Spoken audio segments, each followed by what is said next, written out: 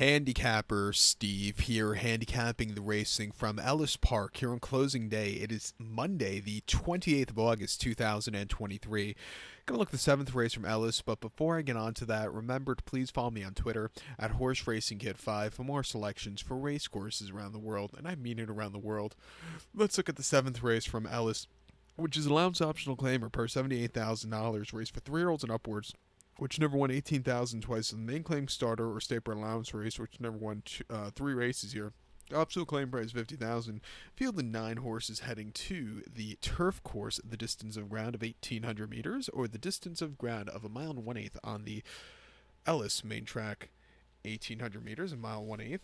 And I show the diagram. Just gives me a second to look down my notes. Just bear with me. And like I said earlier, this is closing day from Ellis on Thursday. Kentucky Downs opens. I already have my PPs printed out right now. I'm about to dive into those races right after I'm done with this. Video won't be up until like Tuesday the earliest, so don't worry about that.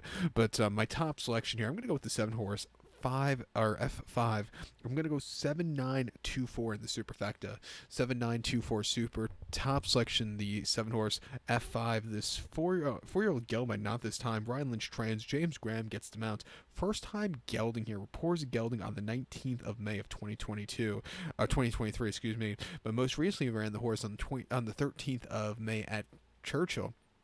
Mouth rates, turf course allowance race 100,000, and he won by 3 3/4 lengths. I thought it was a little bit weird that they gelded him that day, after a victory. But he stalked mostly around the race course. He was with them early on. He slowly moved his way to the front end, and when he went away with it, he got the job done. I thought it was a very strong victory. Come back here off the bench, first time gelding to 1 mile 1/8, where he's proven he can run good with. I expect him to really run a good race and win. 2 back, he ran his first start on the green stuff at Keeneland, about 1 mile 1/8 and allowance race 109,000. He finished second by nose that day, and he was dueling on the front end early on. He got caught late, but he ran his heart out against some very tough horses there.